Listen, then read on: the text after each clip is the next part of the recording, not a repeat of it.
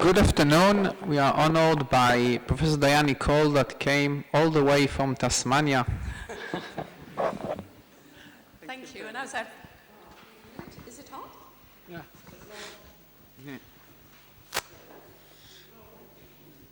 Yeah. No, we need to disconnect.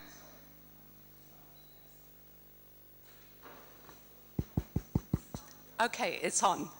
Good, thank you. Yes, as I said to a few people, I always get the prize for traveling the furthest, irrespective of where I am. So I think I definitely deserve the prize this time. I'm also going to do something a little bit different in that my presentation is from the law perspective. And it will be of quite a different level, a bit of a level of granularity, because of course, if it's law, we have to talk about words. So I'll be talking about some of the words that come up when we're looking at the legal issues to do with precision medicine.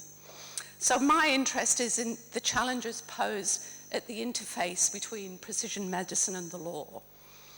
And I think we need to engage with the complexities of the law to make sure that we achieve what we want for society as a whole when it comes to personalized medicine.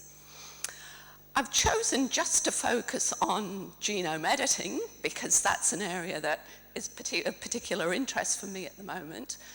But I felt that given that the law is so huge, it was sensible just to focus on one issue. And to me, this is the epitome of personalized medicine, that idea that you can manipulate an individual's genome is really quite profound. I chose this topic prior to the Hong Kong meeting, but of course it has particular resonance now. And I was actually at the Hong Kong meeting, and I can endorse all of the things that Eric talked about that came up there. And that real perplexion about why people hadn't spoken up, I think it's a really, that to me was the key issue. So there are regulatory complexities when it comes to precision medicine, and there is a great deal of aversion in the science community about the law, perception that it's lagging behind the scientific endeavor, that it's static, an impediment to science. Those are the sorts of things that come up all the time. And I think that's one of the reasons why scientists don't even like the M word, let alone the L word. So I want to illustrate how, yes, law could be an impediment if it's not developed in the right way, if there isn't the opportunity to reflect and review as new technologies come along. So provided we have the opportunity to continually reflect on it and determine whether it's having the right effect in light of new technologies, I think we can really achieve what societies want. So let's now get on with it then. Oh, sorry, I knew this. You need to press the down button, not the up button. So what should regulation achieve when it comes to genome editing? This is a big ask, I guess. Development, approval, and use of genome editing applications that are clinically robust, that are actually safe and efficient and for patient benefit, but also socially robust, accountable, democratic, and trustworthy, and reflect ethical norms and social values. Whew. So that's what we're trying to achieve. But there are real difficulties here because we've got, when it comes to genome editing, there are a number of regulatory challenges, and I'll illustrate some of these as we go through. We've got inconsistencies in the law between countries, complexities in interpretation, uncertainties, overlaps and gaps, the sorts of things that Graham Laurie from Edinburgh University refers to as liminal spaces, the spaces in between. And different forms of genome editing raise different ethical and regulatory challenges. So I want to try and touch on all of these issues: germline, embryo research, and somatic cell. Of course, Eric has focused on the germline, so I'm not going to spend a great deal of time on this, but I really feel it's important to have that as the backdrop, to see what some legislation might look like using the Australian experience as an example. It's against the backdrop of science and ethics. I'm not going to talk about those because, of course, they've been covered by others. But I do want to talk about the innovation backdrop and this societal backdrop. So innovation, the idea there is that somehow genome editing is going to be our path to a new economic future. There are a set of regular reports that come out. This is one of them that I managed to get hold of from 2016. The market is expected to reach over 3,500 million by 2019. I don't think it's close to that, mostly through CRISPR in all of these areas: research, agriculture, environment, and healthcare. And I think it's in agriculture and possibly in healthcare where we're going to see these real benefits. So it's still the case that most of the research is in the public sector, but it is moving towards the clinic, the farm, and the environment. Apologies for the typo. And it's definitely becoming more proprietary. There's been an exponential rise in patent filings. There's a whole array of spin-offs and collaborations and joint ventures, which Jorge Contreras and Jake Sherko refer to as surrogate licensing, that idea that the companies are making decisions as to research pathways, and rise in patent disputes. And of course, Eric can give you chapter and verse on some of those patent disputes. I think it's the case that although most of the debate in the area has been about germline editing, it's never going to be the major area of market growth or in terms of societal benefit as a whole either. Much more likely to come from those other areas. Socially, this is kind of complicated, but I just want to highlight a couple of things here. This is a survey I and my colleagues did last year, trying to get a preliminary view on what people think about genome editing. And we wanted to know whether there are clear differences between the somatic cell and the germline, germ cells, but also if people have particular views about the human embryo. So trying to tease out some of those differences. And you'll see the red line, the embryo, definitely has a slightly more negative response than germline, for example. So people were asked to score between 0 and 4 about their support for gene editing. So the second set of data relates to health, and you can see there is a much more positive view about health-related matters than any others, although there is some slight difference when it comes to germline and embryo than somatic cell, but not as much as you might consider. The clear difference is between health, model 2, and enhancement, model 5. So already people are seeing that distinction between health-related applications and enhancement applications. And of course, we see all the time that the things that concern people most are about what they eat. So they have much less concern about what's put into their bodies in the health context than what they eat. And I think the German experience would be very similar to that, I suspect. So then, how do we look at the regulatory issues? A great piece of work was done by Bartha Knoppers and her team a couple of years ago, trying to map what the regulatory environment looks like for germline editing, but also for a whole array of other things. And you can see that some areas have a highly prohibitory regulatory environment already. I think the US is light orange, which is less prohibitory because of the idea that it's through the budget and it's public sector rather than private sector, whereas the more prohibitory ones clearly capture everybody. So this is what a prohibitory environment looks like. This is the legislation in Australia, Prohibition of Human Cloning for Reproduction Act. This came in 2002 in response to Dolly the sheep. We also have other legislation that provides for research involving embryos, but again, a very limited legal regime. So here it is, a 2002 piece of legislation, but it's already creating issues. It talks about Section 15 creates an offence for making heritable changes to the genome. 15 years imprisonment.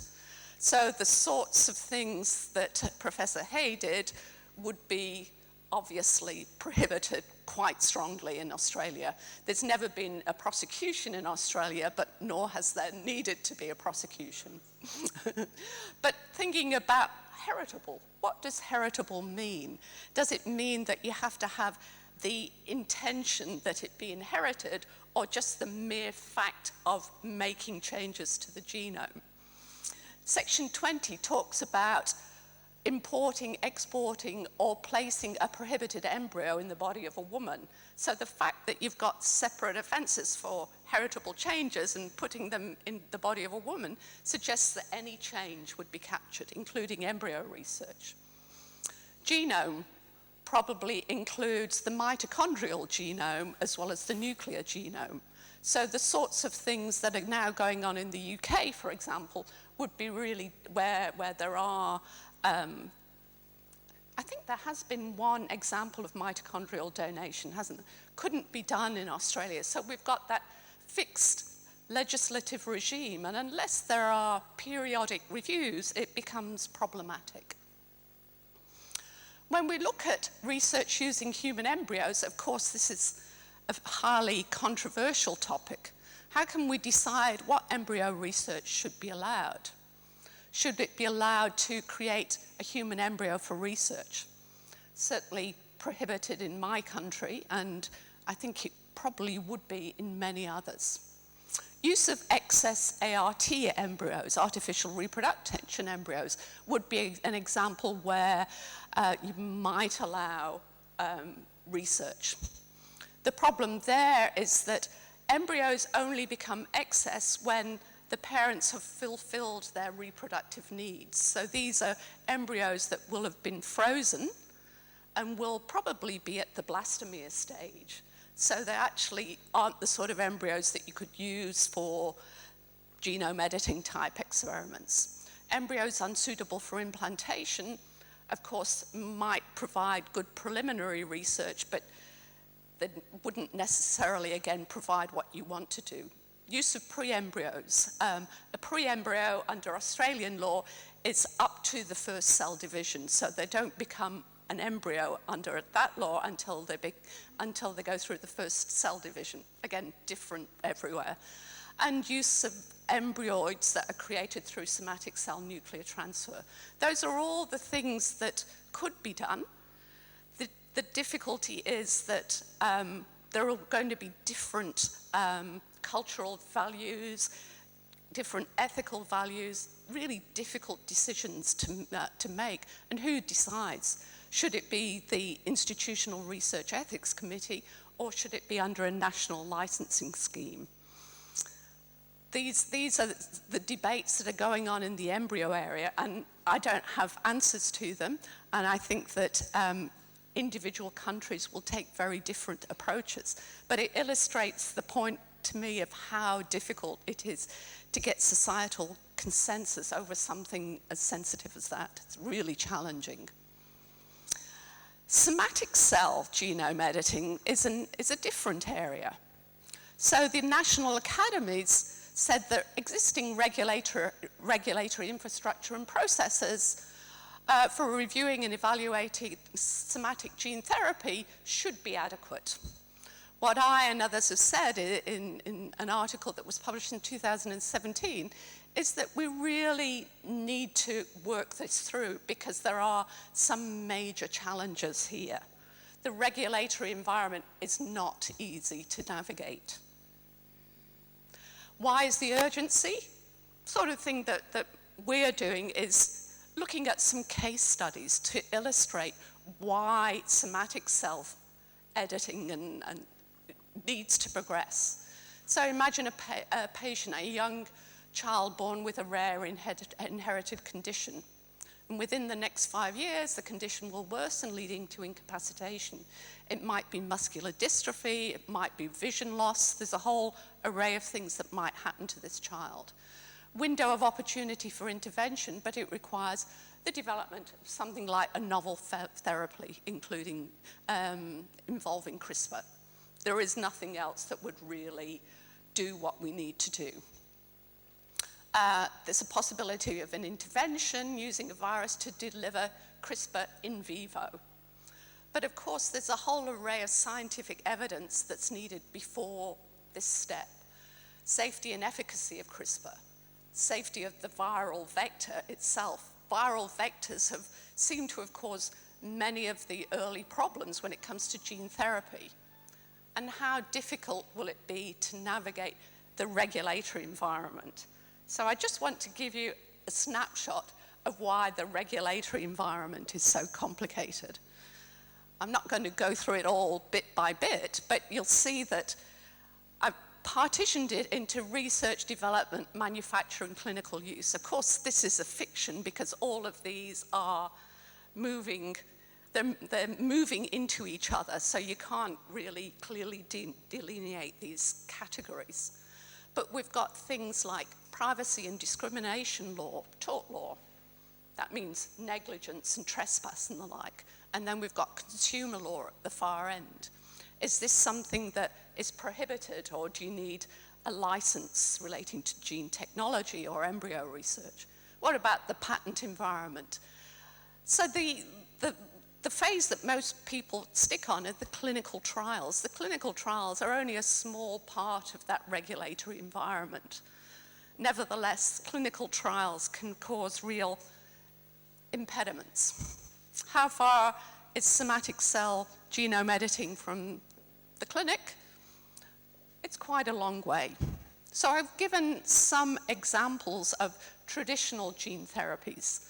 The idea of gene therapy has been around since the 1990s. And there were some disasters in the 1990s that really stalled the development of gene therapy. So I said some caused by the fact that you're putting a live virus into somebody's body. The poster child was Strimvelis, developed by GlaxoSmithKline, but has since been sold on to another company. First ex vivo gene therapy approved in Europe. The treatment is 12 to 14 patients a year, and it costs 600,000 euros per patient. So this is hardly something that is going to be a mainstream clinical application in the future. There are other examples. Luxturna is approved in the US for an inherited eye disease. The CAR-T therapies that are used for treatment of lymphomas and the like are showing a little bit more promise, but again, they've been approved. There's still a long way to go and a lot of expense before they might become mainstream. Genome editing, there are some trials underway. There's around 35 early stage trials on clinicaltrials.gov covering a whole array of things, using all of the major gene editing tools, TALEN, zinc fingers, and CRISPR. And they're for an array of diseases. The first in vivo trials have just been approved as well. So these things are happening, but the translation might be some 10 or 15 years away. So we have the science that's progressing slowly and the translation into the clinic that's progressing slowly. What we need of a regulatory regime in the area of somatic cell therapy is one that gives appropriate consideration of safety and efficacy and patient need. It has to be transparent and accountable. People have to know what's going on so they have trust in the technology and the regulation that goes behind it. The biggest thing, well, everything is big, but one of the biggest challenges that I hope we might get to spend a bit more time on is how we deal with health technology assessment and reimbursement decisions. These are big, expensive technologies. How do we actually evaluate them in terms of quality of life indices and the like. We want consistency and equivalency across geographical, technological, and institutional borders, but that's going to be challenging given the absolute need to reflect ethical norms and cultural differences. So it's a challenge to get the regulation right, but that doesn't mean we shouldn't be doing it. There are critical regulatory gaps, and I just felt that I shouldn't go past these regulatory gaps. Surgical methods tend not to fall within the regulatory regime, nor do autologous cell therapies, although the law relating to autologous stem cell therapies has just changed in Australia, for example. So taking cells out of a person's body and putting them back in again, generally not regulated by the clinical trials regime. Cosmetic and nutraceutical applications are not either. Commercial applications are an issue, particularly in some jurisdictions, if regulation is driven by who funds rather than what's done. And of course, there's a risk of genome editing tourism, that idea that parents may well take their children to other jurisdictions where there is a more lenient regulatory environment. So those are the regulatory gaps that need to be dealt with within this broader picture as well. So what I've come to with all of this is that there are different regulatory considerations when we're looking at germline editing, embryo research, and somatic cell editing. All of those things need to be taken into account. We've got different countries taking different regulatory approaches, although there does seem to be broad support for a germline editing moratorium. And I think that is fair to say. I know there have been some scientists that have expressed concern, but certainly at the level of the scientific academies and other areas, there seems to be some support for that. There's even the situation in Australia where it's been said that there should be a moratorium on even considering amendments to our legislation, which I think is perhaps taking the moratorium idea to an extreme. But we certainly need to consider more deeply what are the appropriate regulatory strategies. So we've talked about the science and the ethical issues, but we also need to talk about the law as well, how we have appropriate regulatory strategies for avoiding regulatory confusions, those things where the law is simply not clear, filling regulatory gaps, and overcoming the complexity and avoiding overlap. So the challenge for the law is just as big as the challenge for scientists and the medical community and the ethics community and social scientists. It's not a challenge that we should shirk, but I believe that we really need to move forward and debate these issues both at the national level and at the global level. And I just want to give acknowledgements. This is supported by the Australian Research Council. And I should say that I'm actually the chair of our body that deals with embryo research. But of course, I speak in my capacity as an independent law academic. Thank you.